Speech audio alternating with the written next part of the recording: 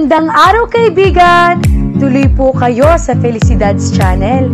Sa mga kwento ng buhay at pag-ibig na hinalukay sa natatagong baul ni Felicidad.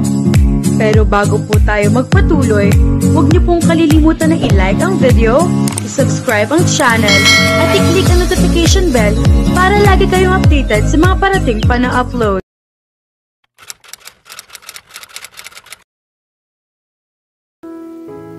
Nalaman ni Sheena mula sa kanyang ina na inatake na naman sa puso si Tito Oli at nakakonfine uli ito sa ospital.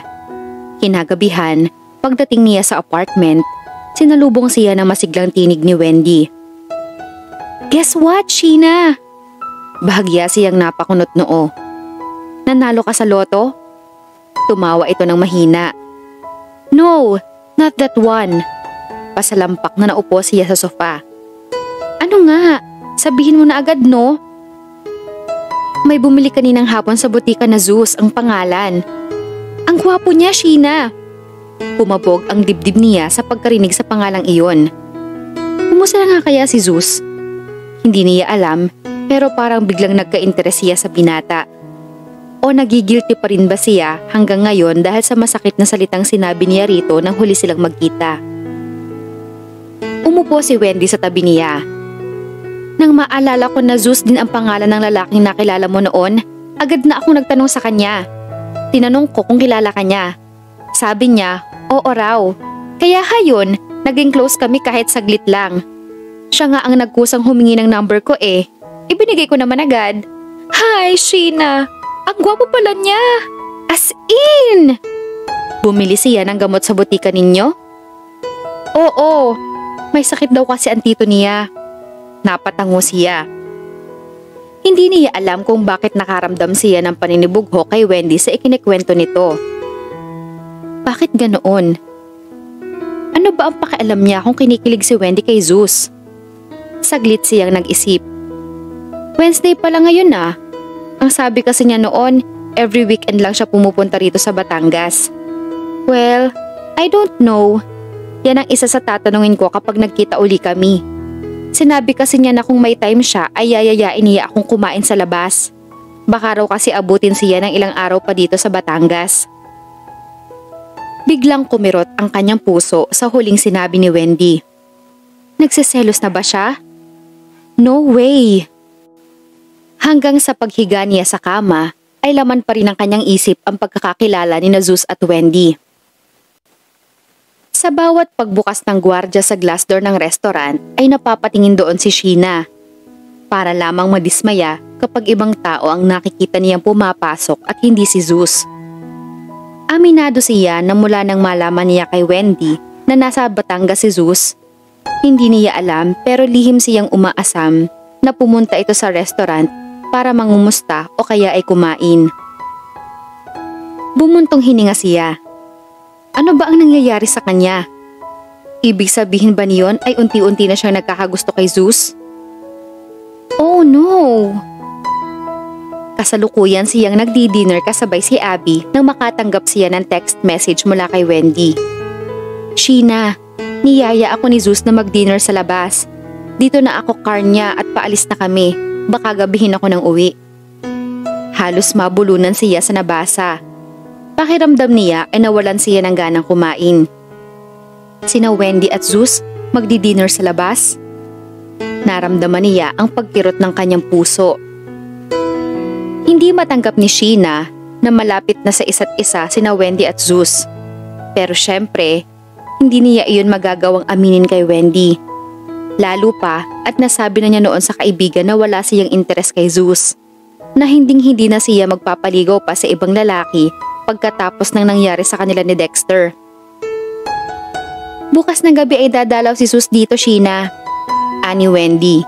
She tried to smile. Mabuti naman kung ganoon, sabi lang niya.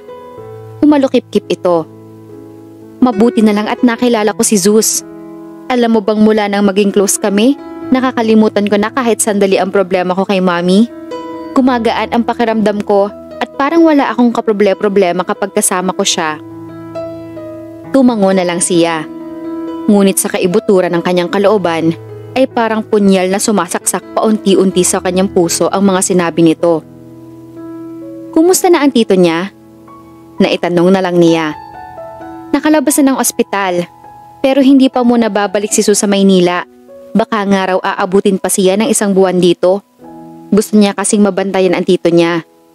Tumangon na lang siya. Dahil alam ni Sheena na ng gabing iyon dadalaw si Sus kay Wendy sa apartment, sinadya niyang wag munang umuwi. Sa restaurant muna siya nagpalipas ng oras. Hindi ka pa ba uuwi, Ma'am Sheena? Tanong ni Abby sa kanya.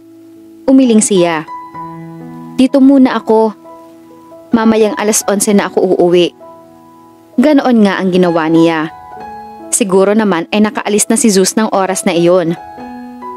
Pero labis ang pagkagulat niya nang makita ang pulang BMW na nakaparada sa labas ng gate nila. Natatandaan niya ang kotseng iyon ni Zeus. Ibig sabihin ba ay naroon pa ito sa apartment?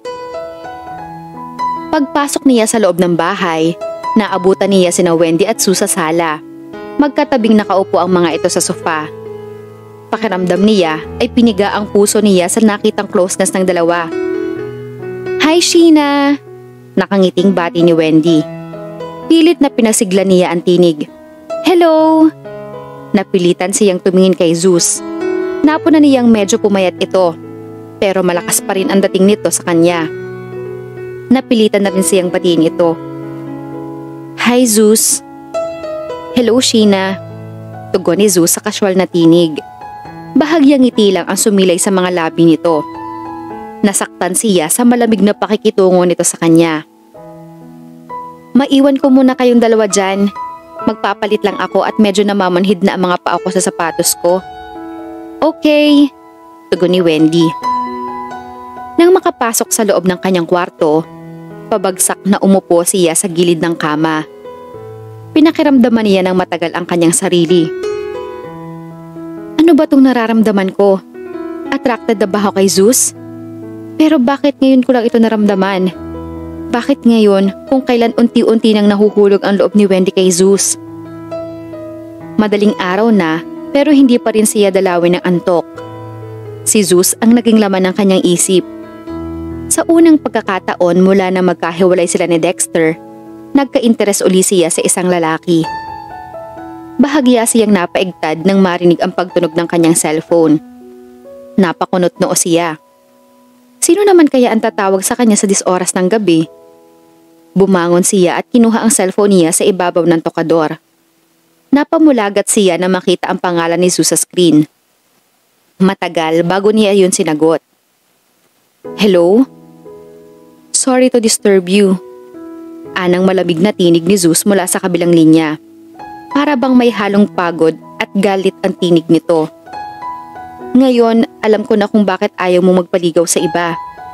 Dahil ang lalaking minahal mo at nakatakda ng maging asawa ay tinalikuran ka. Ayaw mo na magpaligaw dahil obvious na kinamumuhian mo na ang mga lalaki ngayon. Naumid ang kanyang dila sa narinig. Naisip niya na malamang na nagkwento rito si Wendy tungkol sa nakaraan niya.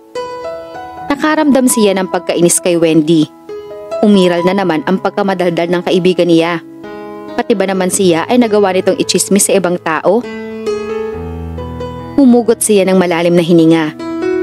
Pero bago pa man siya makapagsalita, ay nagsalita uli si Zeus. 2 long years and still, nariyan pa rin sa puso mo ang sakit na yon, Sheena. No, you're wrong, sabi niya. Saglit ng tigilan ito. Does that mean na nakalimutan mo na ang lalaking yon? Yes. Good. Ibig bang sabihin niyan ay handa ka nang buksan ang puso mo para sa iba? No, I won't allow any man to get near me again, Zeus. Never. Napipilan ito. Nang muling magsalita ay nagpaalam na ito. Nahiga na uli siya sa kama. Pumikit siya ng mariin. I can feel it. May feelings na ako sa iyo, Zeus. Pero pipilitin kong sikilin ang nararamdaman kong ito. I'm sure I can manage. I'm really sure of it. I think I'm in love with Zeus, Sheena. Nagniningning ang mga matang sabi ni Wendy habang nagkakape sila sa kusina. Naumid ang kanyang dila kaya hindi agad siya nakapagsalita. Feeling ko nga ay maiiyak ako nang i-text ni Zeus sa akin kagabi na luluwas siya sa Maynila mamayang hapon. Bibisitahin daw muna niya ang business niya roon. Mga 2 araw daw siya roon. God! Feeling ko, ang 2 araw na pagkawala niya ay katumbas ng 2 taon. Pilit na pinasigla niya ang tinig. Hayaan mo na, 2 araw lang naman at magkikita na uli kayo. Tinitigan siya ito ng matagal. Sheena, tell me, hindi mo ba talaga gusto si Zeus?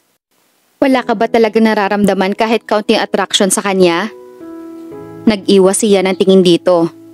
Sinabi ko na sa'yo na problema lang para sa akin ang mga lalaki, di ba? Bumuntong hininga ito. But for me, Zeus is a good man. Girl na girl ang feeling ko kapag kasama ko siya. Although, hindi pa man siya nagpaparamdam ng kahit ano sa akin, maghihintay pa rin ako. Pasasaan ba at baka magsabi na siya ng I love you sa akin? Kinikilig na pinagsalikop nito ang 2 kamay.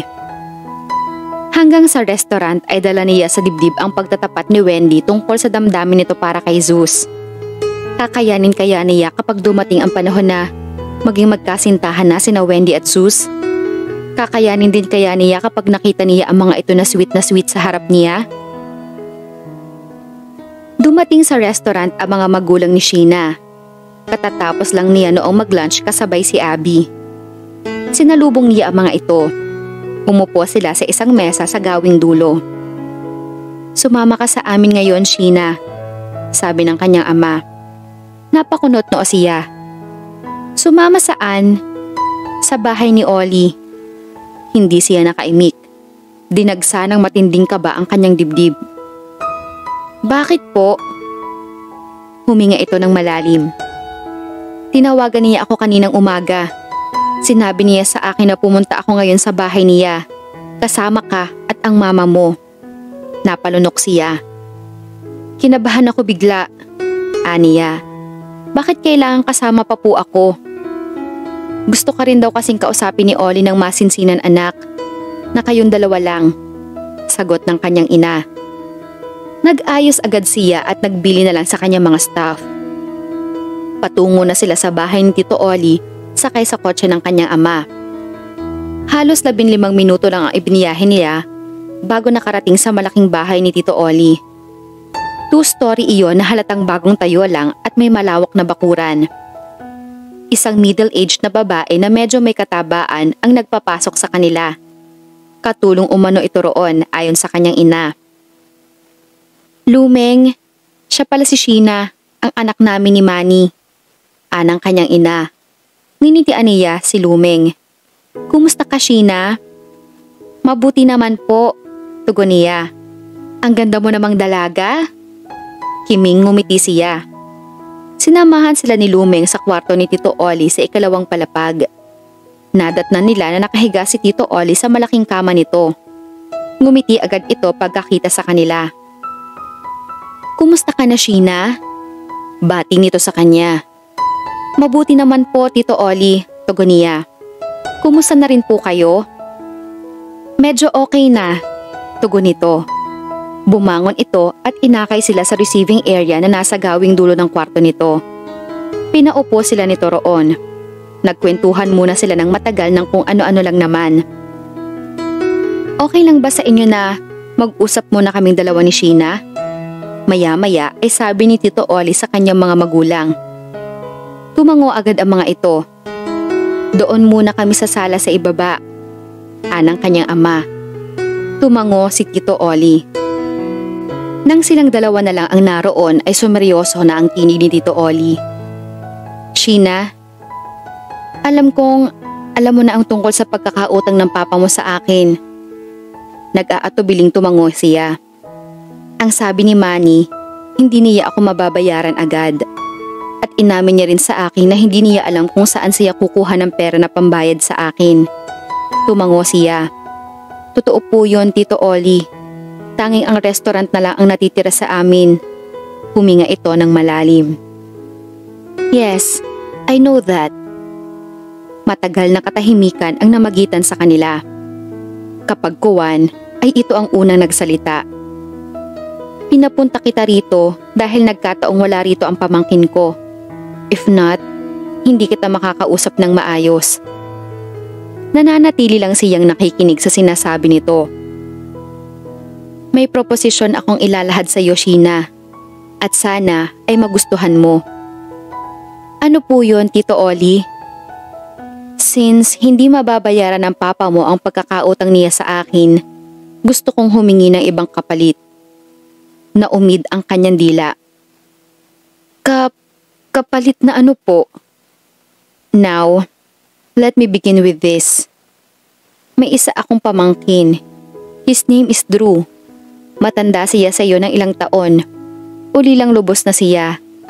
Magkasabay na namatay ang kanyang mga magulang sa isang car accident. At dahil ako na lang ang natitirang kapatid ng kanyang ina, ako ang nag-aruga kay Drew. He was 5 years old at the time. Since wala ako sariling pamilya, itinuring ko na siyang anak at itinuring na rin niya ako bilang tunay na ama. Nang makatapos siya ng pag-aaral sa kolehiyo, siya na ang pinag-manage ko sa business ko until now. Ang problema ko ngayon ay wala pa siyang girlfriend at gusto ko sana ay magkaroon na siya ng asawa sa lalong madaling panahon. Lalo pa at hindi gumaganda ang kalusugan ko. Ayoko namang mamatay na lang na walang nakikitang apo. Oh, how I like to have a grandchild, Sheena. Mahilig kasi ako sa bata noon pa. Bakit po hindi kayo nag-asawa noon, Tito Oli? Naisatinig niya. Napailing ito. Ang una at huling girlfriend ko ay namatay sa sakit na leukemia. Labis kong dinibdib ang nangyaring yun. Nagbabalak pa naman na sana kaming magpakasal noon. I really loved her so much. Ipinangako ko sa harap ng kanyang puntod noon na hindi na ako iibig sa iba, na siya lang ang mananatiling nasa puso ko. Tinupad ko iyon. Hanggang ngayon ay wala akong ipinapalit na ibang babae sa puso ko. At alam mo bang kamukha mo ang dati kong girlfriend, Sheena? Ho? Nasambit niya. He smiled at her. Oo. Kaya nga magaan agad ang loob ko sa'yo nang una pa lang kitang makilala noon sa bahay ninyo. Halos carbon copy mo nga siya eh. Hindi niya alam kung ano ang itutugon. Sumeryoso uli ang mukha nito. Now, back to Drew. Like what I told you, gusto kong magkaroon na siya ng asawa at anak.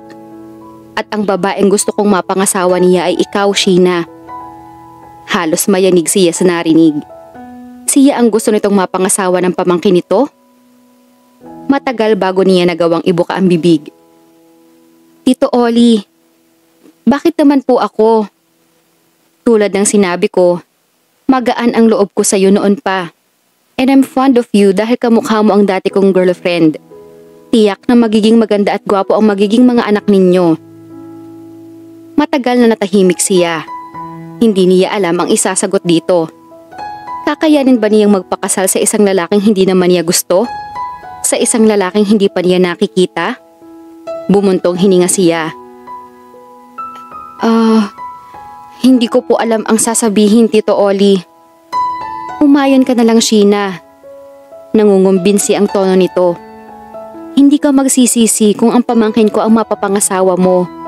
He's a nice man. Gwapo pa. Maraming babae ang nagkakagusto sa kanya pero pihikan siya sa babae. At kapag pumayag ka, hindi ko nasisingilin si Manny sa pagkakautang niya sa akin. Ibabalik ko na ng buong buo ang bahay ninyo and we'll call it quits. Napalunok siya ng sunod-sunod. I will give you a week para pag-isipan ang bagay na ito, Sheena. After a week, kailangang malaman ko ang desisyon mo. Matagal bago siya tumugon. Sige po, Tito Oli. Sumama si Sheena sa mga magulang niya pauwi sa bahay nila pagkagaling nila sa bahay ni Tito Oli. Sa sala ay nakipag-usap siya ng masinsinan sa mga ito. Sinabi niya sa mga ito ng tungkol sa napag-usapan nila ni Tito Oli. Ano ngayon ang balak mo? Tanong ng kanyang ama. Napakagat labi siya. Hindi ko pa alam, Papa. Hinawakan siya sa balikat ng kanyang ina. Anak, hindi sa pinipilit ka namin na magpakasal sa pamangkin ni Oli. Pero kung hindi mo gagawin yon, huminga ng malalim ang kanyang ama. No, hindi ka namin pipilitin na magpakasal sa pamangkin ni Ollie, anak. Kung talagang ayaw mo, igagalang namin ang desisyon mo. Mabubuhay naman siguro tayo kahit sa maliit na bahay lang tayo manirahan. Umiyak ang kanyang ina. God, ibig bang sabihin ay mawawala na ang bahay na ito sa atin? Tumayo siya. May 1 linggo pa naman akong palugit para pag-isipan ang tungkol dito. Kapag may desisyon na ako, ipapaalam ko agad sa inyo.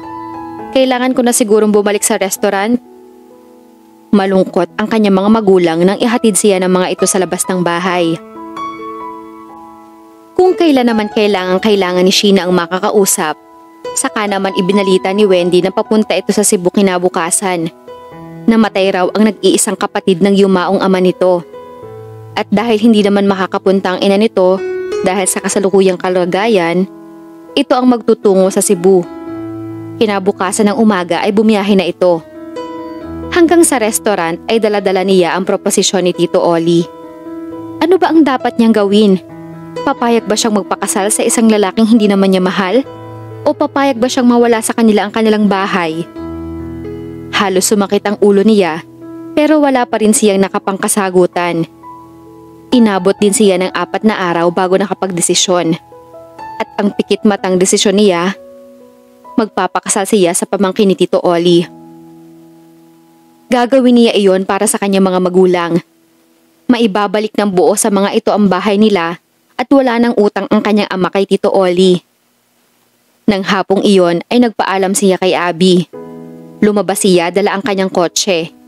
Nagtungo siya sa breakwater na malapit sa Batangas. May mangilan-ngilan ng mga nagpapahangin doon sa sementadong upuan para paharap sa malinis na dagat. Naglakad siya patungo sa cemented bench. Tahimik na tinanaw niya ang dagat. Ano kaya ang magiging buhay niya kapag nagpakasal siya sa lalaking iyon na nagngangalang Drew? Magiging masaya kaya siya sa paglipas ng panahon? Magagawa kaya niya itong mahalin? Ang sabi ni Tito Ollie, gusto raw nitong magkaroon agad ng apo. She felt her body shiver. Kakayanin kaya niyang ipagkaloob ang kanyang sarili sa isang lalaking hindi naman niya mahal? Kung noon nga, nagawa niyang wag munang ipagkaloob ang sarili kay Dexter hanggat hindi pa sila nakakasal. Paano pa kaya sa isang lalaking hindi naman niya mahal? Napakagat siya sa labi. Sheena? Bahagya siyang napapitlag nang marinig ang pamilyar na tinig na iyon. Lumakas ang kabog ng dibdib niya. Nang mag-angat siya ng mukha, nakatunghay si Zu sa kanya. Napatayo agad siya. Anong ginagawa mo rito? Tipid ang pagkakangiti nito. Papunta ako sa restaurant ninyo nang makita kong paalis ka naman. And I'm sorry for what I did dahil nagawa kitang sundan hanggang dito. Lumunok siya. No, it's okay. He smiled widely. Thanks. Maupo na ulit tayo. Umupo ito sa tabi niya pero naglagay ito ng distansya sa pagitan nila. Nang mga sandaling iyon ay ramdam na ramdam niya ang kakaibang tibok ng kanyang puso. Para pa nga siyang kinikilig dahil sa masculine kulo na gamit nito na kumikiliti sa kanyang pandama. Humarap ito sa kanya. Titig na titig ito sa kanyang mukha. Alam mo bang kanina pa kita pinagmamasdan doon sa malayo? Napansin ko na parang ang lalim ng iniisip mo. Yumuko siya. Maya-maya ay sinalubong niya ang tingin nito. Kailan ka pa dumating? Just this morning. Tumango siya. Wala si Wendy, nasa Cebu. Aniya sa kawalan ng maiisip sabihin dito. I know. Pilit na nagpakawala siya ng isang ngiti. Wala ka nang dadalawin sa apartment. Huminga ito ng malalim. Tila may sasabihin pa ito pero hindi nito itinuloy. Ibinalik na niya ang paningin sa dagat. Hindi mo ba sasabihin sa akin ang problema mo, Sheena? Saglit na sinulya pa niya ito. Saka niya ibinalik uli ang paningin sa dagat. Hindi mo rin naman ako matutulungan, Zeus. Kung sana ay ikaw na lang ang lalaking mapapangasawa ko. Kung sana ay ikaw na lang ang pamangkin ni Tito Ollie. Ipinilig niya ang kanyang ulo. Humarap uli siya rito. Paano ba yan? Malulungkot ka ngayon dahil wala si Wendy. 3 araw siya sa Cebu. Nariyan ka naman, seryosong sabi nito. Tumawa siya ng mahina pero kinakabahan siya. Yup, ako muna ang proxy ni Wendy. Tinitigan siya nito ng matagal. Sheena, ano kaya kung mag-dinner tayo mamayang gabi sa labas, pero hindi sa restaurant ko? Nagulat ito. Halatang hindi nito inaasahan ang sinabi niya. Matagal na rin akong hindi nagre-relax. Maybe tonight, ito na ang chance ko. Maganda sa Bitoy's Bar and Grill. Nakapunta ka na ba roon? Umiling ito. So, payag ka nang lumabas tayo mamayang gabi? Sure. Nakahanda na si Sheena para sa dinner date nila ni Zeus. Isang puting A-cut na bestida ang isinuot niya. Tinernohan niya iyon ng putiring sandals na may 2 pulgada ang taas. Lampas tuhod ang haba ng bestida, kaya lantad ang mapuputing binti niya. At dahil spaghetti strap iyon, pati ang mapuputing balikat niya ay nakalantad din. Hinayaan lang niyang nakalugay ang hanggang balikat na buhok niya. Very light lang ang kanyang makeup na lalong nagpalitaw sa natural na ganda niya. Pagkatapos niyang magwisik ng pabango ay matagal siyang tumitig sa refleksyon niya sa salamin. Napakaganda niya ng gabing iyon. Sinadya niya iyon dahil makakasama niya si Zeus. Bumuntong hininga siya. Lakas loob lang niyang niyaya si Zeus. Kinapala niya ang kanyang mukha dahil kailangan talaga niya na makakausap at gusto rin niyang makasama ito. Gusto niyang bago siya magpakasal sa pamangkin ni Tito Oli ay mapasaya naman niya kahit paano ang kanyang sarili. At alam niyang sasaya lang siya kapag kasama niya si Zeus. Aminado na siya na mahal na niya ito. Ang nararamdaman niya para sa binata ay katulad ng naramdaman niya kay Dexter noong unang beses na nag-dinner date sila pagkatapos niya itong tanggapin bilang boyfriend. Bakit pa kailangan maramdaman ko ang ganito ngayon? Kung kailan napaka-imposibleng mapasa akin pa si Zeus. Eksaktong 7:00 ng gabi nang dumating si Zeus sa apartment.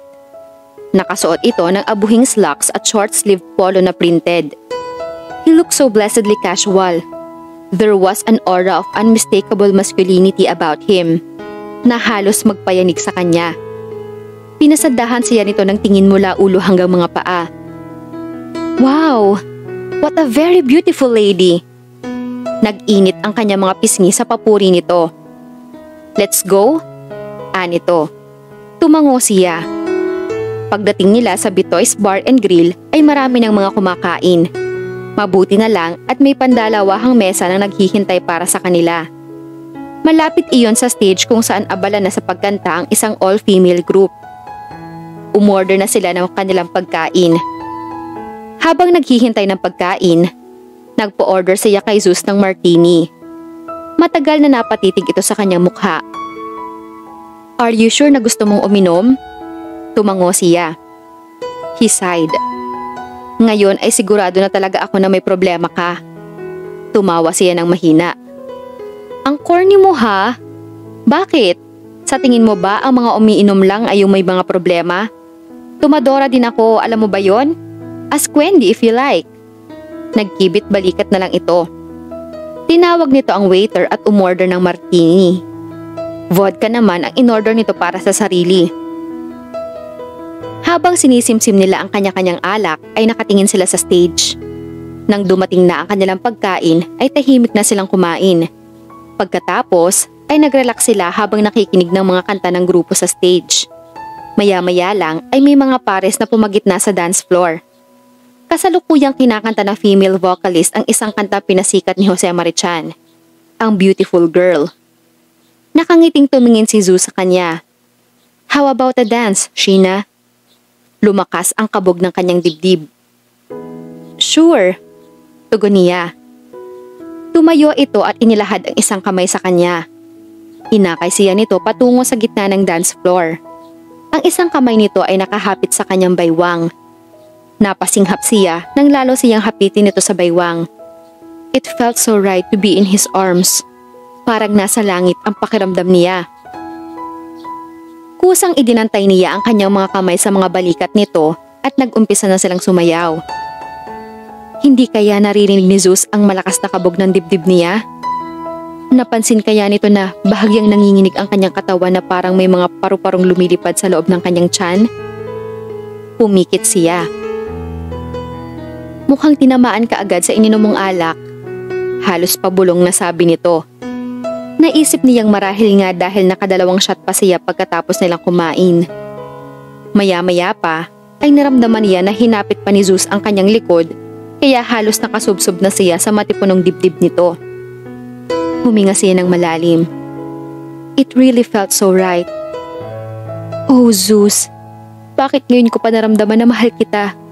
Kung kailan nakapagdesisyon na ako na magpapaksal sa ibang lalaki. Lalo niyang isiniksik ang katawan niya rito.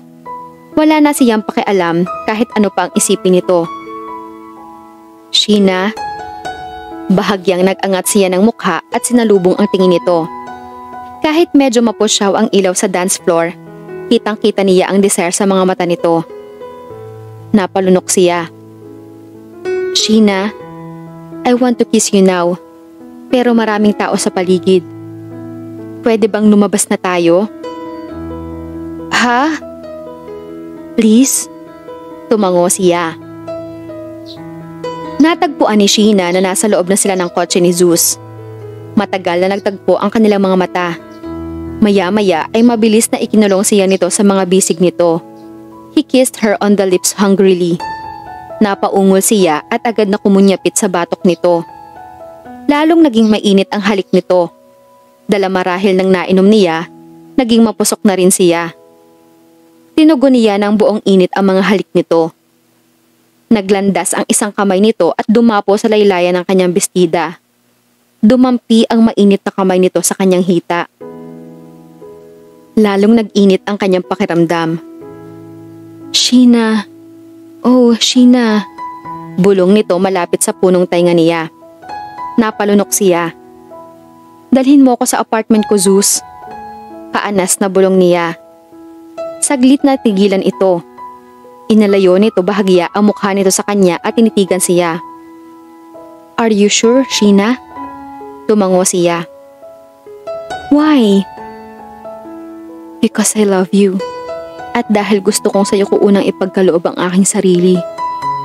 Pero iba ang sinabi niya. Because I want you. Pagdating nila sa apartment ay agad siyang niyakap nito. There will be no turning back, Sheena. Pabulong na sabi nito habang hinahalikan ang punong tainga niya. Yes, I know. Sa kanya, tinugon ang halik nito. Walang sabi-sabing binuhat siya nito. Where is your room? Sa dulo, tugon niya. Nagising si Sheena na halos mabiyak ang kanyang ulo sa sakit. Matagal bago niya nagawang bumangon. Para lang mapatda nang makita ang hubad ng katawan niya. Mabilis na hinila niya ang kumot at itinakip iyon hanggang dibdib niya. Natilihan siya saka nag-isip. Noon niya naalala na may nangyari sa kanila ni Zeus noong nagdaang gabi. Inilibot niya ang paningin sa loob ng kanyang kwarto.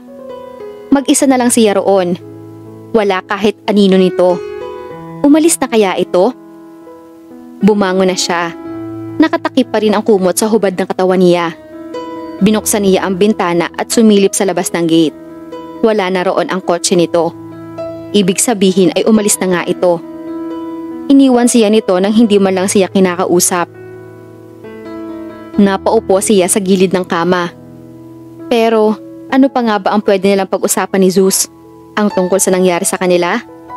Pero para ano pa? Wala na rin iyong saysay dahil sa ibang lalaki naman siya magpapakasal. Bahagya pa siyang napapitlag nang marinig ang pagtunog ng kanyang cellphone. Baka si Zeus. Halos takbuhin niya ang kinaroroonan niyon. Pero nadismaya siya dahil si Tito Oli ang tumatawag. Good morning, Sheena. Masiglang bati nito sa kabilang linya. Pilit na pinasigla niya ang tinig. Good morning to, Tito Oli. I called dahil gusto kitang imbitahing mag-lunch dito sa bahay. Para naman makilala mo formally si Drew. Hindi agad siya nakakibo. I would like you to meet him. And for sure, magkakasundo kayo. Alam na po ba ni Drew ang tungkol sa akin, Tito Ollie? Not yet, Iha. Saka ko na lang sasabihin kapag magkaharap na kayo. Okay po. So, I'll expect you at 12 o'clock, okay? Sige po, Tito Ollie. Sa bawat paglipas ng minuto, lalong kinakabahan si Sheena. Makikita na niya si Drew, ang lalaking mapapangasawa niya. Napakagatlabi siya. Kung pwede lang niyang hilahin pabalik ang oras. Pwede kayang magdahilan siya kay Tito Ollie at sabihin niyang hindi na siya makakapunta sa bahay nito? Huminga siya ng malalim. Nang ipagkaloob niya kay Zeus ang sarili niya, pakiramdam niya ay parang hindi na niya kaya pang mawalay rito. Na kung pwede lang, yayayain na niya itong magtanan sila para hindi na siya matuloy sa pagpapakasal kay Drew. Pero hindi iyon maaari. Nakasalalay sa kanya ang problemang kinakaharap ng kanyang mga magulang. Ayaw niyang maging makasarili. Tumunog ang kanyang cellphone. Halos mabingi siya sa lakas ng pagtahip ng kanyang dibdib nang makita kung sino ang tumatawag. Si Zeus. Kinalma muna niya ang sarili bago sinagot iyon. Hello? Hi, May Sheena. Masiglang bati nito sa kabilang linya. May Sheena, kay sarap pakinggan. Anong oras ka nagising? Around 8:30 I think? Tumawa ito ng mahina. Hindi na kita ginising nang paalis na ako kasi himbing na himbing ang pagtulog mo. Humihili ka pa nga ng kaunti eh. Nag-init ang kanyang mga pisngi. What? No way! Yes, May Sheena. As in, naghihilik talaga ako? Gumaan na ang pakiramdam niya ngayong kausap niya ito. Paano pa kaya kapag kaharap niya ito? Baka naglambitin siya sa leeg nito and kissed him fully on his mouth. By the way, tumawag ako kasi gusto sana kitang imbitahing dito mag-lunch sa bahay. Naumid ang kanyang dila. Gustong gusto niya ang imbitasyon nito dahil gusto niya ring makilala ang tiyuhin nito na kagagaling lang sa sakit. Pero nakapag-commit na siya kay Tito Ollie. Well, untag ni Zeus sa kabilang linya. Zeus, I'm sorry pero hindi ako makakapunta ngayon. May lakad kasi ako mamayang lunchtime. Saan? She was tongue-tied for seconds. Ano bang idadahilan niya? Yung isang kaibigan ko kasi, birthday ngayon, ine-expect niya ako mamayang alas 12 sa bahay nila. Halatang nadismaya ito dahil hindi agad ito nakapagsalita. Okay, next time na lang siguro. Or I'll visit you mamayang gabi sa restaurant at around 7. And then, we'll dine somewhere. How about that? Okay, tugon niya. Nang magpaalam ito ay ngalingaling sabihan niya ito ng I love you, Zeus. Pero pinigilan niya ang sarili. Ano pa ang silbi na sabihin niya yon? Wala namang patutunguhan ang pag-ibig niya rito. Very soon, sa ibang lalaki siya magpapakasal. Minsan pa lang nakapunta si Sheena sa bahay ni Tito Ollie pero kabisado na niya ang papunta roon kaya hindi na siya nagpasama pa sa kanyang mga magulang. Isa pa, siya lang naman ang inimbitahan nito. Gusto nitong magkakilala sila ni Drew. Pinagbuksan siya ng gate ng isang middle-aged na lalaki. Nagpakilala ito bilang Roman, ang asawa ni Lumeng. Ipasok niyo na lang po sa loob ang kotse ninyo, ma'am. Anito. Tumango siya. Habang papasok sa driveway ay bahagya siyang natigilan. Nakita kasi agad niya ang isang pamilyar na sasakyan sa garahe. Isang pulang BMW. Nang maihinto na niya ang kotse sa likuran ng abuhing Toyota Corolla, hindi pa rin niya maalis-alis ang paningin sa pulang sasakyan na iyon dahil katulad iyon ang sasakyan ni Zeus. Napatingin siya sa plate number. Kung bakit naman kasi hindi niya inalam ang plate number ng kotse ni Zeus? Ipinilig niya ang ulo. Baka naman kapareho lang ng kotse ni Zeus ang kotseng iyon. Lumapit si Lumeng sa kanya. Kumusta ka, Sheena? Nakangiting bati nito. Mabuti naman po, tugon niya. Halika, nasa sala na si Sir Ollie. kanina pa siya naghihintay sa'yo. Sa maluwang na sala ay naghihintay na nga roon si Tito Oli. Tumayo agad ito at sinalubong siya. Hinalikan niya ito sa pisngi. How are you now, Sheena? Malumanay na tanong nito. Mabuti po, Tito Oli. Kayo po? I'm strong as a horse now. Tumawa ito ng mahina. And you? Magandang maganda pa rin. Salamat po. Come, maupo muna tayo. Hintayin natin si Drew. Bababa na siya in a minute. May tinawagan lang yata siya sa Maynila. Umupo siya sa tabi nito. How's business? Tanong ni Tito Oli. Okay naman po. Good. Hey, parang kinakabahan ka. Puna nito. Tumawa siya ng mahina. Medyo po. Oh, don't you worry. Kapag nakita mo mamaya si Drew, I'm sure magugustuhan mo siya agad. Huminga siya ng malalim. Paano po kung hindi pumayag si Drew sa kagustuhan ninyong magpakasal kaming dalawa? Umiling ito. No, I'm sure napapayag siya, Sheena. Kapag nakita niya kung gaano kakaganda, baka siya agad ang magmadali para makasal kayo agad. Tumawa uli ito. Oh, heto na ang pamangkin ko. Napatingin siya sa hagdan. Halos mayanig ang buong katawan niya nang makilala ang lalaking pababa ng hagdan. Si Zeus. Baka sa anyo nito ang matinding pagkagulat nang makita siya. Lihim siyang natilihan. Oh please, wag naman po sana. Isang pangit na biro ito. Habang papalapit si Zeus sa kanila, lalong lumakas ang pagtahip ng kanyang dibdib na halos magpasikip sa kanyang paghinga. Now you're here, Drew. Ani Tito Oli sa masiglang tinig. I would like you to meet Sheena. Sheena, ito ang pamangkin ko na sinasabi ko sa'yo. Si Drew. Isang nakakabinging realisasyon ang rumistro sa kanyang isip ng mga sandaling iyon. Si Zeus ang sinasabing pamangkin ni Tito Oli. The one he calls Drew. Si Drew at Zeus ay iisa.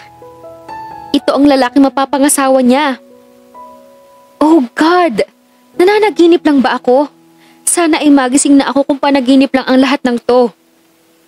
Matagal na nakatitig lang sa kanyang mukha si Zeus. At saglit na tumalim ang pagkakatitig nito sa kanya. Hi Sheena, I'm Zeus. Parang matalim na kutsilyong humiwa sa kanyang puso ang malamig na tinig nito. Inilahad nito ang kamay sa kanya kaya napilitan siyang tanggapin iyon. Halos mapangiwi siya nang maramdaman ang pagpisil nito ng mariin sa kanyang kamay na para bang gusto nitong durugin iyon. Binawi agad niya ang kamay niya rito. Hi Zeus. His full name is Zeus Andrew. Friends call him Zeus. Ako lang ang tumatawag sa kanya ng Drew at wala ng iba. Actually, naikwento na kita kay Drew kaninang umaga, Sheena. Pero hindi ko binanggit sa kanya ang pangalan mo. Part of the suspense. At ngayon nga, as you can see, natulala si Drew pagkakita sa'yo. Mukhang nabighani siya agad sa ganda mo.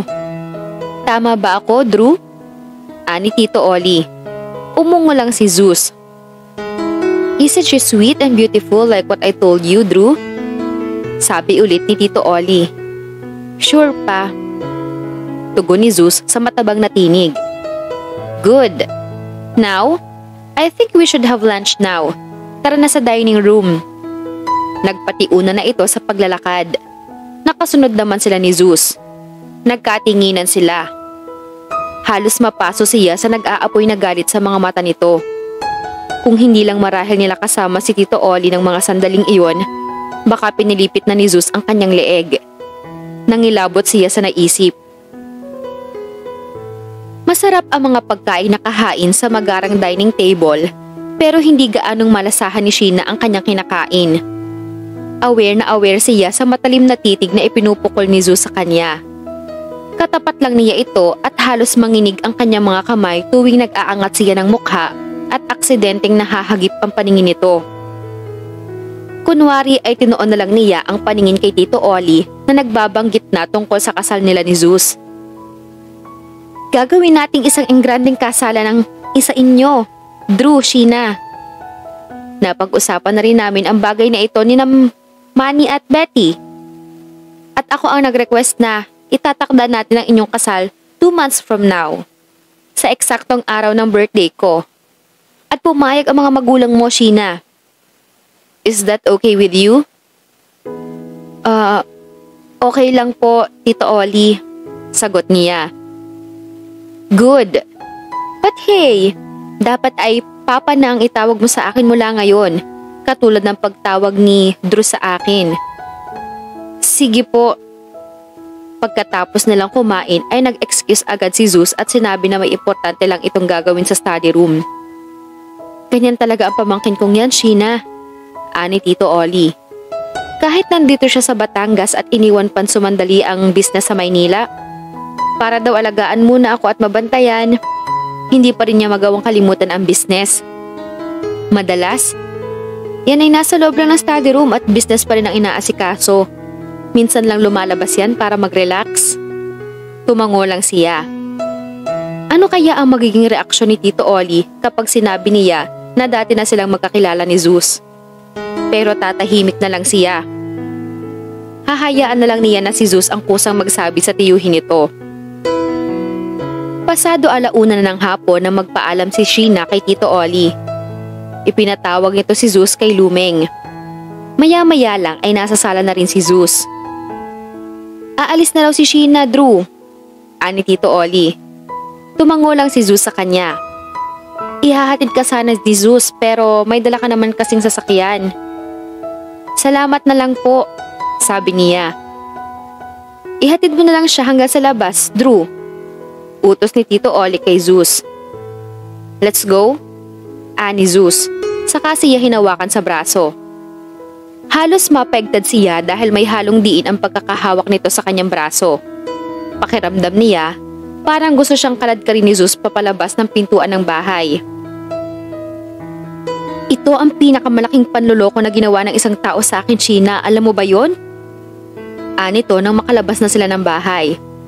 His voice was cold. Punong-puno iyon ng galit at pagkasuklam. Tumigil siya sa paglalakad at napilitang harapin ito. Zeus, natatandaan ko ang sinabi mo noon sa akin na you won't allow any other man to get near you again. At iyon ay dahil kinamumuhian mo ang mga lalaki after what your ex did to you. Kaya naman labis akong nagulat nang bigla mo na lang akong yayaing mag-dinner. And then, you surrendered your precious body to me. Iyon pala, nalaman mo kay Papa na ako ang lalaking irereto niya sa'yo. Kaya pikit mata mong ipinagkalob ang katawan mo sa akin dahil talagang gusto mo akong mapangasawa. Dahil kung hindi mo ako mapapangasawa, mawawala sa inyo ang bahay ninyo na isinangla ng Papa mo. No, Zach. Hindi ko alam na ikaw ang pamangkin ni Tito Oli. Nang ipagkaloob ko ang sarili ko sa'yo, iyon ay dahil sa iisang dahilan. Mahal kita. Ngunit nananatiling tikom ang kanyang bibig. Hindi niya alam pero hindi niya magawang mga tuwiran ng mga sandaling iyon. Para bang may bikig sa kanyang lalamunan. Muli nitong hinawakan ang kanyang braso. What a clever head you have, Sheena. Ang galing mo talaga. Ikaw ang pinakamagaling na manloloko na nakilala ko sa buhay ko. Zeus. And you know what? I really hate you for this, Sheena. I hate you so much na kung pwede lang ay ayoko nang makita ka pa. Ikinayanig niya ang napakasakit na salita na iyon ni Zeus. At bago pa man niya nagawang ibuka ang bibig, muli na naman itong nagsalita. But since hindi ko kayang salungatin ang kagustuhan ni Papa, pakakasalan kita. Isang napaka-engrandeng kasal katulad ng sinabi ni Papa sa'yo kanina. And that's what you like, di ba? At halos patulak na siya nitong binitawan. Tumalikod na ito. Sinundan na lang niya ito ng tingin. Nanlalambot at nanginginig ang kanyang mga tuhod habang pasakay siya sa kanyang sasakyan. Pero bago pa man niya tuluyang nailabas ang kotse sa maluwang na bakuran ng bahay ni Tito Oli, tumulo na ang kanyang luha. Dumiretso si Sheena sa bahay nila. Nadatnan niyang nanonood ng telebisyon sa sala ang kanyang ina. Nagulat ito pagkakita sa kanyang luha ang mukha. Anak, bakit? Bago pa man siya nakatugon ay humagulhol na siya sa balikat nito. Matagal bago siya kumalma. Nang kalmado na siya ay nagkwento na siya rito. God! Anito nang matapos siya sa pagkikwento. Matagal na namayani ang katahimikan sa pagitan nila. Ano ngayon ang balak mo? Kapag kuwan ay tanong nito. Napakagatlabi siya. Magpapakasal pa rin po ako sa kanya, Mama. Hindi para maibalik sa atin ang bahay na ito, kundi dahil mahal ko si Zeus kahit ganoon ang nararamdaman niya sa akin. Dahil para sa akin, mas mahirap kapag nagpakasal ako sa isang lalaking hindi ko naman mahal. Niyakap siya nito. Ito naman ang humagulhol sa balikat niya. Kasalanan namin ito ng papa mo, Sheena. Kasalanan namin to. Gusto man niyang sisihin ito sa paghihirap na dinaranas niya, ay pinigilan na lang niya ang sarili. Tulad ng nasabi na niya noon pa, kahit magsalita siya ngayon ng masakit sa kanya mga magulang, hindi na maibabalik pa ang malaking pera na nagastos ng mga ito sa pagsusugal. Do me a favor, Mama. Sabi niya ng kalmante na ito. Ano yon? Gusto kong ikaw muna ang mag-manage sa restaurant kahit isang linggo lang. Gusto kong ipahinga ang katawan at isip ko. Ayokong maapektuhan ang trabaho ko at maging ang mga staff ko sa nararamdaman kong ito. Tumango ito. Okay, simula bukas, ako muna ang papalit sa'yo sa restaurant. Sinadya ni Sheena na tanghali na gumising. Wala naman siyang poproblemahin dahil hindi siya pupunta sa restaurant. Kanina ay tumawag na sa kanya ang ina at sinabing nasa restaurant na ito. Pagkatapos makapag-ayos ng sarili ay lumabas muna siya ng bahay at kumain sa kantina malapit sa apartment. Nang makakain ay inabala niya ang sarili sa paglilinis ng bahay. Kung sana ay naroon si Wendy. Napakagatlabi siya. Ano nga pala ang sasabihin niya kay Wendy kapag nakabalik na ito? Paano niya ipagtatapat sa kaibigan na ikakasal sila ni Zeus? Ang malaking posibilidad na kamumuhian siya ng kaibigan ay naglalaro na rin sa kanyang isip. Pero naging optimistic pa rin siya. Mauunawaan din ito ang kalagayan niya. Dahil sa pagod sa paglilinis ng bahay ay maagang nakatulog si Sheena ng gabing iyon. Nabulabog ang pagtulog niya nang marinig niya ang sunod-sunod na pagtunog ng doorbell. Nakakunot noong bumangon siya. Napaaga kaya ang pagdating ni Wendy? Ito lang ang inaasahan niyang darating. Hindi na niya inabala pang ayusin ang sarili niya. Hindi na niya pinatungan ng roba ang suot niyang manipis na nightdress. Pero napaawang ang kanyang mga labi nang mapagsino ang nasa labas ng pinto ng apartment. Zeus? Good evening, my future bride. Anito sa tinig na halatang lasing. Kinabahan siya. Zeus, lasing ka. I know! Tugon nito sa iritadong tinig. Walang anumang tuloy-tuloy na pumasok ito sa loob at dumiretso sa sala. Natitilihang isinara niya ang pinto at lumapit dito. Humugot siya ng malalim na hininga. Ang mabuti pa ay ihatid na kita sa bahay ninyo. Ipagmamaneho kita para masiguro kung safe kang nakauwi. Ha! Umaakto ka na ngayon na parang isang devoted wife. Anito sa nang-uuyam na tinig. Hindi siya tumugon. Nag-init ang kanyang mukha nang makita kung saan nakatuon ang mga mata nito. Hinagod nito ng tingin ang buong katawan niya. Naitakip agad niya ang dalawang kamay sa tapat ng kanyang dibdib dahil wala siyang suot na bra. Walang sabi-sabing tumayo ito at nilapitan siya. Niyakap siya nito ng mahigpit. Zeus! Aniya at pilit na nagpupimiglas dito. Hey! What are you doing? He laughed harshly. Dati ay wala kang kaarte-arte na ipagkaloob mo ang sarili mo sa akin, di ba? Why now? Dapat nga ay maging sunod-sunuran ka na lang din dahil pumayag pa rin akong pakasalan ka kahit niloko mo ko, di ba? But, Zeus, hindi na niya nagawa pang ituloy ang sasabihin. Sinakop na ng mga labi nito ang mga labi niya. Halos magdugo ang mga labi niya sa paraan ng paghalik nito. Ang isang kamay nito ay marahas na naglakbay na patungo sa tapat ng kanyang dibdib at pinisil iyon ng mariin. Nagpatuloy ito sa paghalik sa kanya. Dahil sa pagmamahal niya rito, kahit na nasasaktan siya sa paraan ng pag-angkin nito sa kanya, may hatid pa rin iyong kakaibang sensasyon sa kaibuturan ng kanyang puso. Hindi na niya napigilan ang sarili at napakapit na siya sa batok nito. "Damn you, Sheena," bulong nito habang patuloy sa paghalik sa kanya. Napapikit siya. "I know, Zeus." Walang sabi-sabing binuhat siya nito at dinala na sa kanyang kwarto. Ibinaba siya nito sa kama and he started removing her dress. "Zeus." Hindi ito tumugon. May pagmamadaling hinubad nito ang damit nito at tumabi sa kanya. Pinanabikan niya ang muling pag-iisa ng kanilang katawan. Nang dumating si Wendy galing ng Cebu ay may mga pasalubong itong dried mango at isang shoulder bag. Salamat," sabi ni Sheena dito.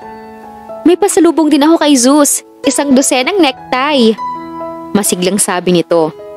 Nag-iwas siya ng tingin dito. "Nag-invite pala siya na mag-dinner kami sa labas mamaya, kaya wag mo na akong hintayin ha." Pakiramdam niya ay parang piniga ang kanyang puso sa sinabi nito. Bakit inimbitahan ito ni Zeus na mag-dinner? Hindi kaya ipagtatapat ni Zeus na malapit na silang ikasal? Kinagabihan, ramdam na ramdam niya ang excitement sa kilos ni Wendy habang naghahanda ito para sa dinner date nito kay Zeus. Nang dumating si Zeus sa apartment, ay nagkulong siya sa kanyang kwarto.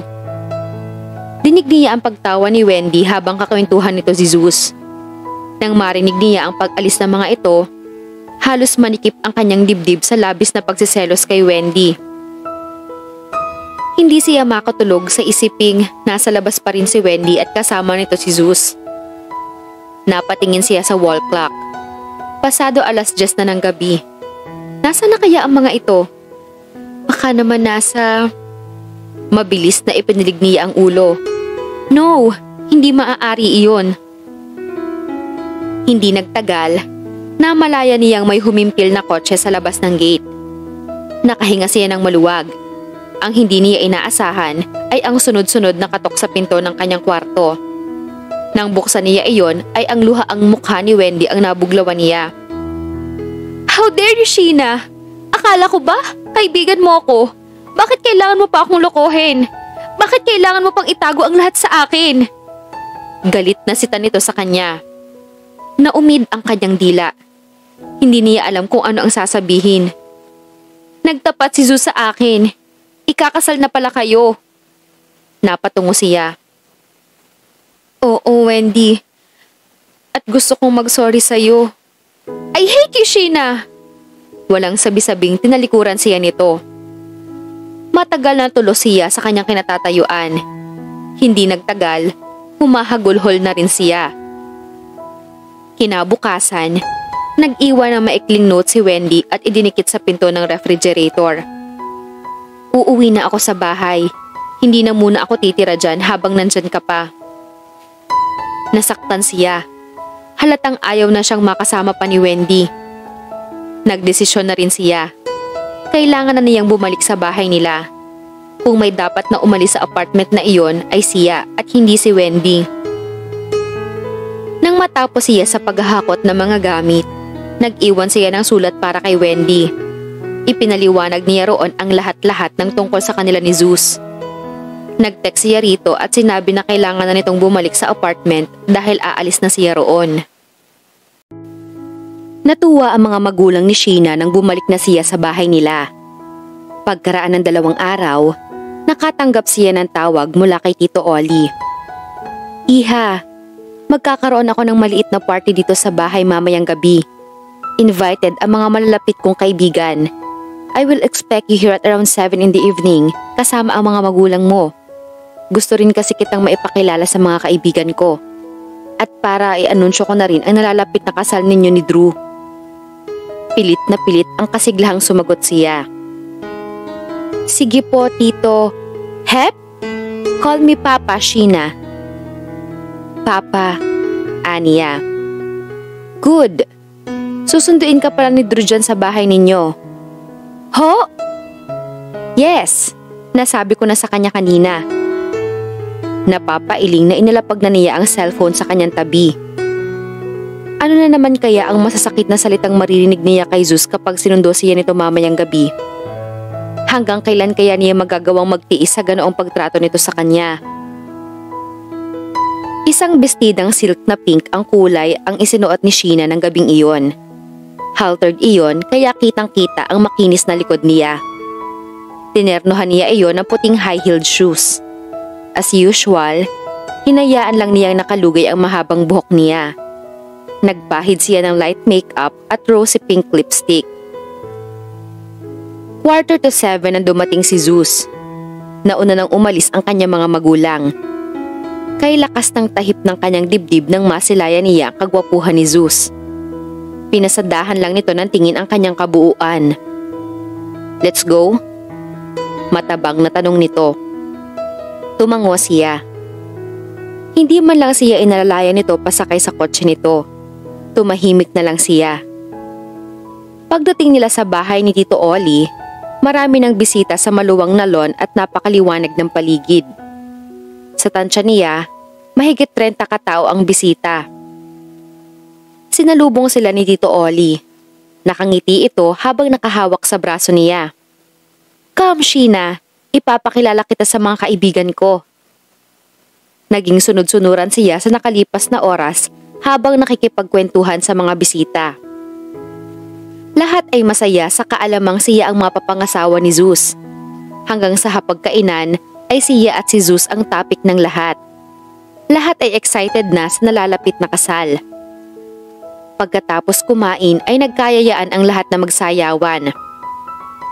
"Let's give this piece to Drew and Sheena," ani Tito Oli. Napatingin siya kay Zeus. Napansin niyang parang napipilitan lang ito ng tumayo at ilahad ang kamay sa kanya. Tumayo na rin siya.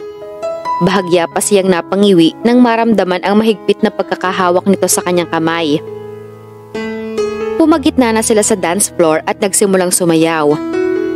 Gustong-gusto niyang isandig ang ulo sa balikat nito pero pinigilan niya ang sarili. "Bakit ganito ang nangyayari sa atin, Zeus? At kailan mo kaya titigilan ang pananakit sa puso ko? I love you so much. Hindi mo ba nararamdaman iyon?" Gusto niyang umiyak habang patuloy silang nagsasayaw. Halos hindi makapaniwala si Sheena nang biglang dumating si Dexter sa kalagitnaan ng kasiyahan. Saka sumagi sa isip niya na nabanggit nito noon sa kanya na family friend nito ang magtiyo.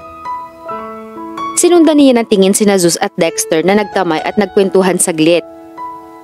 Nang pumasok si Zeus sa loob ng bahay, nagkaroon sila ng pagkakataon ni Dexter na makapag-usap. Umupo kasi si Dexter sa upuan na binakante ni Zeus. Malungkot ang anyo nito habang nakatunghay sa kanyang mukha. "Kararating lang namin ang anak ko galing Hong Kong kaninang umaga. Pagkatapos ng 9 days ni G, lumabas na kami ng bansa ni Vladimir para pansumandaling makalimot. At kaninang hapon lang, tumawag si Tito Oli sa akin. He told me na malapit nang ikasal si Zeus to a very beautiful girl named Sheena. Labis ako nagulat sa nalaman ko, Sheena. And then kanina, hindi na rin ako nakatiis na hindi magsabi kay Zeus na ako ang dati mong nobyo." Hindi siya nakapagsalita. Nagulat nga si Zeus. Noon kasing nakatakda ang kasal natin, nasa ibang bansa siya. Busy sa seminar tungkol sa negosyo nila. Napatungo lang siya. "Hey, bakit malungkot ka? I'm sure mahal mo si Zeus kaya ka pumayag nagpapakasal sa kanya." Napakagatlabi siya. Kasunod niyon ay ang pagtulo ng kanyang mga luha. "Sheena?" Hindi na niya napigilan ang sariling magtapat dito. "Nagkautang ng 5 milyong piso si Papa kay Tito Oli. At dahil walang pera si Papa para maibalik yon, inilahad ni Tito Oli ang proposisyong ito na kung magpapakasal ako kay Zeus, hindi na niya sisingilin ang utang ni Papa." Hindi nakaimik si Dexter. Halatang nabigla ito sa nalaman. Mabilis na pinahid niya ang kanyang mga luha. Baka may makapansin sa ikinikilos niya. Tumayo siya. "Excuse me, Dexter. Pupunta lang ako sa restroom." Tumango ito, bagaman may pag-aalala sa mukha nito. Matagal na naman lagi si Sheena sa loob ng restroom para kalmahin ang sarili. Nang lumabas siya, ay nakaabang si Dexter sa kanya. "Sheena, we need to talk." "Dexter?" Hinawakan nito ang kanyang braso at iginiya sa pinto palabas ng kusina. "Dexter, baka hanapin nila tayo," nasabi niya. "We will just talk," anito. Humantong sila sa likod ng bahay. Umupo sila sa cemented bench doon malapit sa groto. "Now tell me, labag ba sa loob mo ang pagpapakasal na ito kay Zeus?" Matagal bago niya nagawang tumugon. "The truth is, mahal ko si Zeus, Dexter, but he doesn't love me. Napipilitan lang siya na pakasalan ako dahil ayaw niyang suwayin ang kagustuhan ni Tito Oli. He told me na pinamumuhian niya ako at kahit makasal na kami, ganun pa rin ang mararamdaman niya sa akin." Bumuntong hininga ito. Hinawakan siya nito sa kanyang balikat. "Sheena, ayokong nahihirapan ka and I'm willing to help you. Kung gusto mo, pahihiramin kita ng pera para maibalik ninyo ang perang nahiram ninyo kay Tito Oli para hindi mo na kailangang magpakasal pa kay Zeus." Halos hindi niya mapaniwalaan ang narinig. Sinalubong niya ang tingin nito. He smiled at her. "Do you know that I still care for you, Sheena? At nasasaktan ako kapag nasasaktan at nahihirapan ka. I want to help you. Ayokong magpakasal ka kay Zeus dahil alam ko na hindi magiging maganda ang buhay ninyong dalawa." Hindi na niya napigilan ang sarili. Isinubsob niya ang mukha sa matipunong dibdib ng dating kasintahan at doon humagulhol.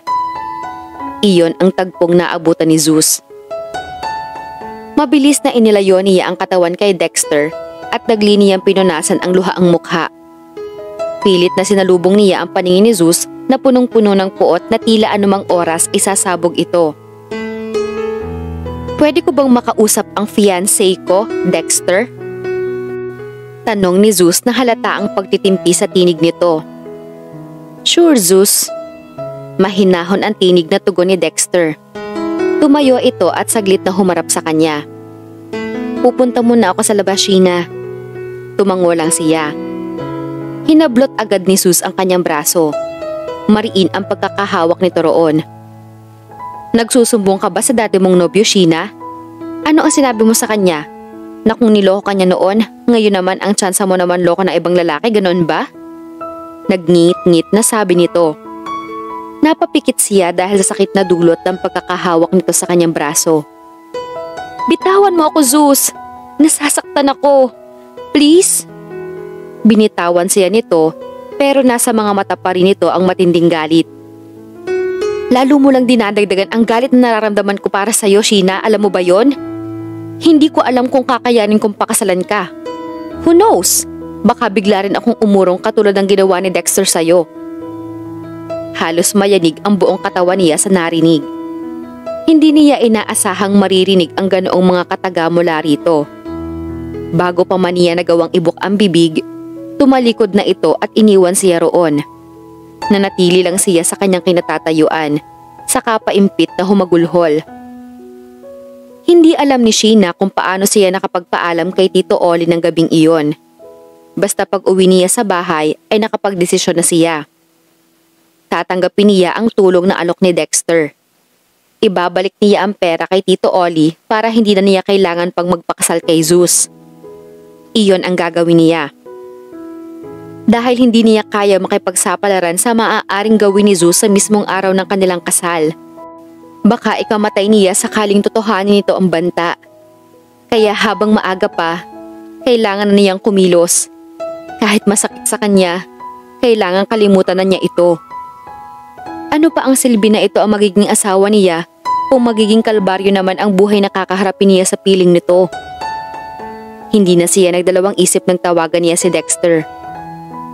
"Sheena, kumusta?" Anito mula sa kabilang linya. Humugot siya ng malalim na hininga. "Dexter, seryoso ka ba kagabi sa sinabi mo na pahihiramin mo ako ng perang pambayad kay Tito Oli?"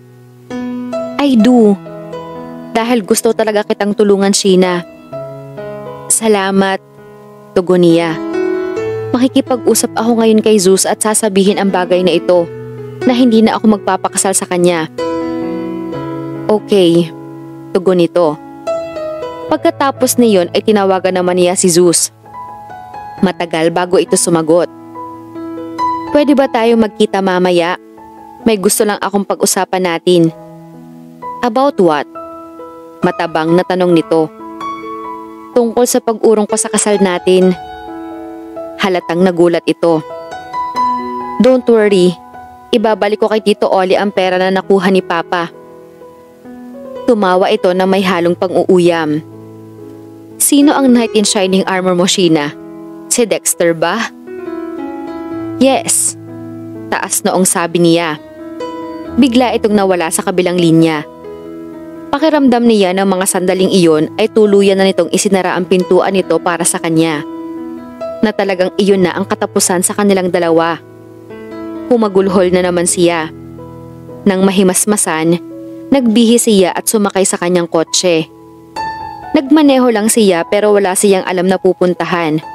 Basta patuloy lang na nagmamanipula ang kanyang mga kamay sa manibela. Ngunit ang isipan naman niya ay hindi mapalagay. At si Zeus ang laman niyon. Lalo mo lang dinadagdagan ang galit na nararamdaman ko sa iyo, Sheena, alam mo ba yon? Hindi ko alam kung kakayanin kong pakasalan ka. Who knows? Baka bigla rin akong umurong katulad ng ginawa ni Dexter sa iyo. Ang tinig na iyon ni Zeus ay umaalingaw pa rin hanggang na mga sandaling iyon sa kanyang pandinig. Napakagatlabi siya. Why, Zeus? Why are you doing this to me? Nagkamali ba ako sa inakala noon na may pag-ibig ka ring nararamdaman sa akin? Hindi na niya napigilan ang sarili. Tumulo na naman ang kanyang mga luha hanggang sa lumabo na ng bahagya ang kanyang paningin. Kaya naman hindi niya napansin ang rumaragas ang van na makakasalubong niya. Huli na para makaiwas siya. Nayanig ang kanyang kotse nang sumalpok iyon sa van. Namalaya niya ang pag-untog ng kanyang ulo sa manibela saka dumilim ang paligid. Nang dumilat si Sheena, naramdaman agad niya ang pagkirot ng kanyang ulo. Nasapon niya ang kanyang noo. Thank God, nagkamalay ka na. Sambit ni Wendy na nakatunghay sa kanya. Pilit nang umiti siya sa kaibigan. Saka niya naalala na galit ito sa kanya. Wendy, sorry. Hep, wag na muna yan ang sabihin mo, okay? At hindi ikaw ang dapat humingi ng sorry kundi ako. I understand you now, Sheena. Nginitian siya nito. Anong magagawa ko kung ikaw ang nakatakda para kay Zeus, no? Bago pa man siya nakapagsalita, may narinig na siyang tinig mula sa bumukas na pintuan. Nagkamali na ba siya, Wendy? Lumingon si Wendy. Yes, Zeus. Lumapit si Zeus at tumingin sa kanya. Maya-maya lang ay humarap ito kay Wendy. Iwan mo na muna kami. Pakisabi na rin kay na Tita Betty at Tito Manny na nagkamalay na si Sheena. Okay. Kapag kuwan ay lumabas na ng pintuan si Wendy. Umupo sa gilid ng kama si Zeus paharap sa kanya. Saglit na pinasadahan niya ito ng tingin. Nakakaki shorts at puting t-shirt ito na parang damit pa nito iyon noong nakaraang araw. Ang buhok nito ay medyo magulo na tila pansumandaling nakaidlip at kakabangon lang. Nagtagpo ang mga mata nila. Kitang-kita niya ang pagod sa mukha nito. I'm so sorry, Sheena, he said in a hoarse voice. I'm so sorry dahil hindi ko man lang pinakinggan ang side mo noon. I'm too stubborn na ang pinaniwalaan ko lang ay ang gusto kong paniwalaan. Zeus, kung hindi pa nagkwento si Tita Betty sa akin, hindi ko malalaman ang lahat. Na hindi mo kagustuhan ang pagpapakasal sa isang Drew na hindi mo pa nakikita. Na nagawa mo ng mahalin ang isang Zeus na noon ay hindi mo pinapansin dahil ayaw mo nang masaktan pang muli. Zeus. Hinawakan nito ang kamay niya at dinala sa tapat na mga labi nito. Marahan at puno ng pagmamahal na hinalikan nito ang ibabaw niyon.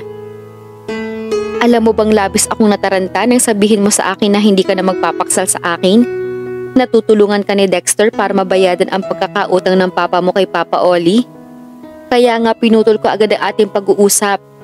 Nagmadali ako na puntahan ka sa inyo para magmakaawa na wag mong gawin yon. At mangangako ako sa harap mo na paliligayahin kita. Kalilimutan ko na ang lahat ng mga problema basta maging asawa lang kita. Pero hindi kita nadatnan. Ang sabi ng mama mo, umalis ka raw. Iyon ang time na nagkwento siya tungkol sa nararamdaman mo. And then maybe after half an hour, nakatanggap siya ng tawag mula sa police station at ibinalita ang pagkakaaksidente mo. Alam mo bang halos gusto ko nang humagulhol habang patungo kami ng mga magulang mo dito sa ospital, Sheena? At nang makita kong duguan ka at walang malay, I thought iiwan mo na ako. Walang sabi-sabing niyakap siya nito ng mahigpit. God, I nearly went crazy ng ilang oras na kami nagbabantay dito at wala ka pa ring malay. Hindi ko mapapatawad ang sarili ko kung may nangyaring masama sa'yo. Zeus! Hindi na niya napigilan ang sarili. Napaiyak na rin siya. Oh my Sheena, please don't cry. I hate it when I see tears in your eyes. Now listen. For the first time in my life, ngayon lang ako umibig ng labis sa isang babae. Pero nagpatuloy pa rin siya sa pag-iyak. Isinubsob niya ang mukha sa dibdib nito. Oh Zeus, I love you so much. Hinalikan siya nito sa mga labi. He kissed her hungrily. Magpagaling ka agad, sweetheart, dahil magiging busy na tayo sa nalalapit nating kasal. Oh yes, sweetheart. Muli na namang natapos ang isang napakagandang kwento ng pag-ibig. Maraming salamat sa lahat ng mga sumusubaybay. Patuloy tayong magsama-sama sa mga susunod pang mga kwento.